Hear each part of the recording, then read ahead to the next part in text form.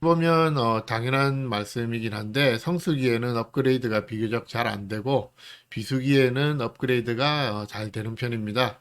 그리고 선실 번호를 지정하신 승객보다는 이 개런티 선실을 예약하신 경우에 업그레이드 확률이 훨씬 더 높은 것은 사실입니다.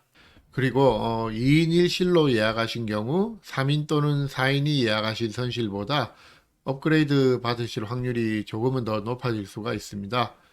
크루즈는 2인실에 3인 예약은 불가능하고 3인실에 4인 예약은 당연히 불가능합니다. 하지만 4인실에 3인이나 2인 예약은 가능하고 또 3인실에도 2인이 예약은 가능합니다. 그러니까 2인으로 예약하신 승객들은 3인실, 4인실, 2인실 어디에나 예약이 가능하게 되는 거죠. 그래서 만약 크루즈사에서 업그레이드 해드릴 수 있는 선실이 있지만 2인용 선실이라면 2인 예약만 업그레이드를 고려해 볼 수밖에 없게 됩니다. 3인 또는 4인 예약은 2인실에 예약이 불가능하니까 아예 고려 대상에서 제외가 됩니다. 결론적으로 2인 예약 선실은 2, 3, 4인실 어디든 업그레이드가 가능하니까 3인, 4인 예약보다는 업그레이드 받을 확률이 조금은 높다고 할 수 있겠습니다. 그 다음은 크루즈 라인별로 업그레이드가 비교적 잘 되는 크루즈사는 제 경험상 다음과 같습니다. 카니발 크루즈하고 셀레브리티, 큐나트, 디즈니, 홀랜드 아메리카, 노르웨지언, 프린세스, 그리고 로얄 캐리비안 크루즈 정도입니다. 사실 15년 넘게 수많은 개런티 예약을 해드렸지만 업그레이드를 받는 경우가 훨씬 많긴 합니다. 다만 여기서 유의하실 점은 업그레이드가 같은 종류 선실 간의 등급만 업그레이드를 받으시는 거지 인사이드를 예약하시고 오션뷰를 받거나 또 오션뷰를 예약하고 발코니를 받으시는 카테고리 업그레이드는 아예 없는 건 아니지만 그렇게 흔하지는 않습니다. 크루즈 라인마다 조금씩 다르긴 하지만 인사이드에서 발코니로 업그레이드를 받는 걸 아예 불가능하게 해놓은 경우도 있습니다. 만약 발코니 선실이 비어 있다면 먼저 오션뷰 선실 승객을 발코니로 업그레이드 해드리고 그 다음에 이 비어 있는 오션뷰의 인사이드 승객을 업그레이드 해드립니다. 그래서 인사이드 선실을 예약하시고 발코니로 받으시는 경우는 그리 흔하지는 않습니다. 그러면 업그레이드 받는 승객의 뭐 순서라고나 할까요? 그런 건 어떤지 궁금해 하시는 경우가 많은데요. 사실 이건 정해진 룰이 없는 것 같습니다. 시니어 승객을 뭐 우대한다든지 아니면 여러 번 이용한 단골 손님이나 또 더 비싸게 예약한 손님에게 우선 업그레이드를 주는 경우는 뭐 없지는 않겠지만 제 경험으로는 그런 룰은 없는 걸로 보입니다. 항공사 같은 경우는 오버부킹이 돼서 좌석이 충분치 못할 시 밀어내는 승객의 순서가 뭐 자사 직원, 뭐 최저 요금으로 예약한 승객, 가장 나중에 체크인한 승객, 뭐 이렇게 정해진 순서가 있는 걸로 압니다만 크루즈사가 업그레이드를 해드리는 순서는 정해진 기준이 없는 걸로 보입니다. 가끔 제가 곤란한 경우를 예로 들자면 세 가족에게 선실 세 개를 이야기해 드렸는데 두 선실만 업그레이드를 받으시고 한 선실을 업그레이드를 못 받으시는 경우입니다. 이건 뭐 설명할 방법이 없으니 업그레이드 못 받으신 분만 섭섭하고 운이 없으신 게 되고 저는 뭐 죄송하고 곤란하게 되고 뭐 그런 경우가 가끔 있습니다. 그럼 승객 입장에서 개런티 선실의 장단점에 대해서 정리해 드리자면 개런티 선실의 장점은 가격이 일단 저렴하고 업그레이드를 받을 기회가 있다는 점이고 개런티 선실의 단점은 선실을 정할 수가 없고 따라서 나쁜 위치의 선실을 배정받을 수도 있으며 한 번 선실이 정해지면 변경이 거의 힘들다는 점입니다. 그래서 개런티 예약을 제가 권해드리지 않는 경우는 먼저 선실 위치가 중요하신 분은 개런티 예약은 절대 안 하시는 게 좋겠습니다.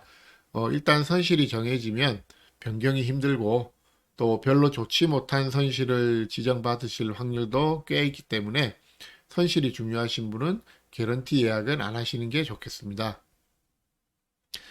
예를 들어 오션뷰나 발코니 선실을 개런티로 예약하시면 괜찮은 선실을 받으실 수도 있지만 뷰가 가리거나 위치가 별로 안 좋은 곳으로 배정받으실 수도 있습니다.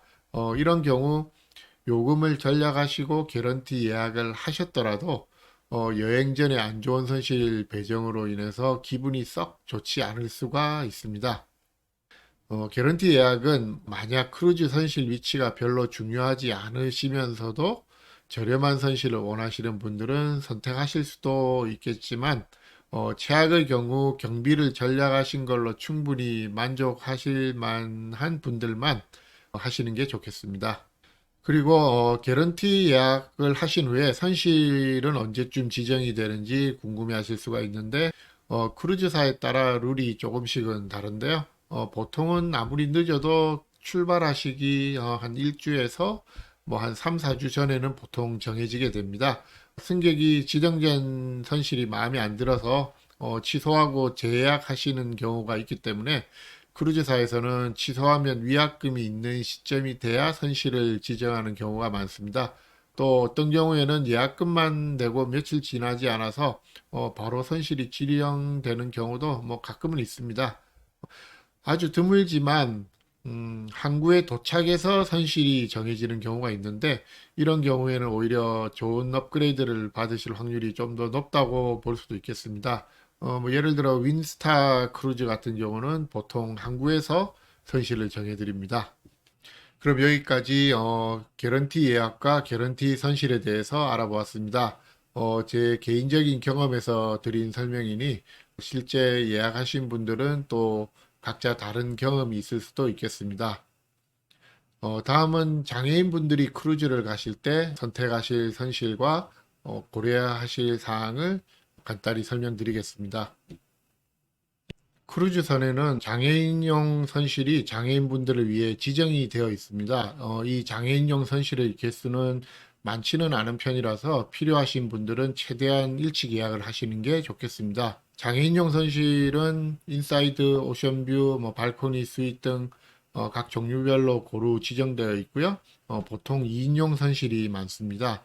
장애인용 선실은 크기가 일반 선실에 비해 크고요. 휠체어가 들어갈 수 있도록 선실 문의 폭도 더 넓으면서 욕실도 더 넓게 되어 있습니다.